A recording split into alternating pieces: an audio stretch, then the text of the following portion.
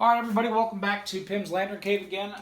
If you just tuned in, go ahead and check out the previous videos that I've done on how to light a lantern, the HC lantern, and basic troubleshooting when you get a lantern.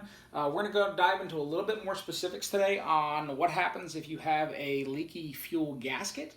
Sometimes, as I mentioned in the previous video, do check it out if you've seen it in the diagnosis video. You may get your lantern home and discover that you have air that's leaking out of the fount, not in the means of a hole in the fount due to rust or corrosion, but because you have some sort of a problem with the cap leaking. Okay. Simple solution obviously would be just to go ahead and get a cap and replace it. Obviously you could do that, but for the purposes of this video, we're not going to do that because anybody can do that. That's really easy. We're actually going to show you how to actually replace the gasket material in a cap. The gasket material in a cap is just rubberized. It's just a rubber gasket material. And over time, the gasket material, the rubber, just like tires, they just dry rot and they no longer have any sort of springiness to them, and they just don't seal. So you can replace them. You can burn out the gasket material and replace it with new gasket material. Old Coleman Parts sells them. They sell them for one-piece caps and three-piece caps, the little ones that go on the 242s, and various different sizes. Even the wing caps from the older days, they're a completely different size. So for today's video, I'm going to actually show you what to do and how to actually, it's going to be a two-parter. So we're going to do the initial burnout, and then once this thing cools, I will show you how to go ahead and how I reinstall it. So you've got your three-piece cap. Okay, it's three pieces because it has the cap itself. You have the screw that holds the gasket. I don't know really what they call this. If anybody wants to chime in on what this center middle piece is called, but this is the basically that holds the gasket material, and I'll take it out. But to get these apart, they can be a little bit of a bear. Sometimes these screws are really, really tight, and you just can't get a good purchase. You can put a wrench on it, but of course, if you put a wrench on it, it's going to could mar the paint. So what I was lucky enough to get from a fellow collector is what I call my gasket removal tool. It's a really nice little milled piece of two pieces of steel. It's been threaded with two screws on here and a bolt. And what you do with this is, I'm going to try to zoom in on it, you take your three-piece cap, you see there's a little hole here, obviously there's where the bolt is. You want to take the screw end and you want to put the screw down here, so it's in here where you can get a screwdriver. Then you're going to take and you're going to tighten these up. Most of the time you can just do it by hand. They've got hex pieces in there so you can put an Allen wrench in there should you need to, but I've never really felt that you have to. You just want to get it tight.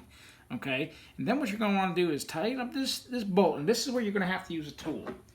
3/4 inch wrench, put it on here on that bolt, and just give it a good snug. And what that's going to do is it's going to apply pressure to that inside cap so it's not going to spin.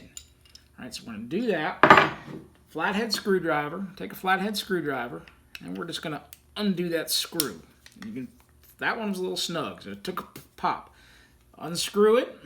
Okay, it'll pop right out. There's the screw. Okay, so that's the one piece.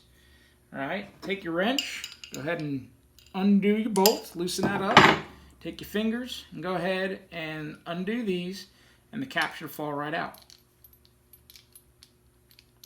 I've got the bolt stuck a little bit. There's the cap, and inside of there is this piece that holds the gasket. Looks like this. Kind of looks like a, I don't know, looks kind of like a pie if you ask me. A little tiny pie with the crust on the outside. Well, this piece right here, this little outside, just kind of orange, is the dried up gasket material. So what we're going to do, and there's different ways to do this without burning your workbench. I do it kind of different. You can do it on the vise, you can do it on the anvil, you can do it on things. I'll get my channel locks out here, and I just like to hold it, because we're going to burn this gasket material out of here. So what we're going to do is I'm going to hold it in my channel locks, and get my torch. Love this thing. You can't do lanterns if you don't have a torch, so go to one of your local stores and grab one of these. Local hardware store, home improvement store, and grab one of these torches because you're going to need it. If you want to be in lanterns and do collecting, you're going to have to do it. So what we're going to do is we're going to take the torch, and I'm just going to go ahead and, when I get up close so you can see this, I'm just going to start moving the torch around right on the old gasket material. What you're going to see is it's going to have like a greenish glow to it. And eventually it's going to kind of start to bubble. And you're going to want to do this for about, you can kind of see the green there. When the gasket material starts to really glow red, now you want to be careful that you don't over squeeze this because the metal's going to get hot, and if you squeeze too hard you can damage the outside metal. It's just thin. But you just want to start taking the torch and burning around. See how the gasket material is starting to glow where I'm hitting it with the fire and the flame? What you're doing is you're basically just turning the gasket material into like a crusty ash. It almost turns like into a black powder. And then you're going to want to take a small little blunt object, tiny little flathead screwdriver or a razor blade with a sharp point, and where once this cools, because obviously this thing is really hot right now, we're going to dig that gasket material out. And it's going to come out in a really black, nasty powder. Really get your hands really dirty. So you can see I've got it all red. Now it's all kind of getting red where I put the flame. So that's just about done. Sometimes it'll even kind of bubble up a little bit. It starts to swell. When it does that, you pretty much can stop. I'm going to go ahead and set this down over here on my anvil or my vise that's got a little tiny anvil on it. And I'm going to let it cool, and then we'll start part 2 with the video once that cools, and I'll show you how to get the gasket material out and go ahead and install your new gasket. You can get these on old Coleman parts too. They come in various sizes, but this is the new gasket we're going to install. Join me in a few minutes.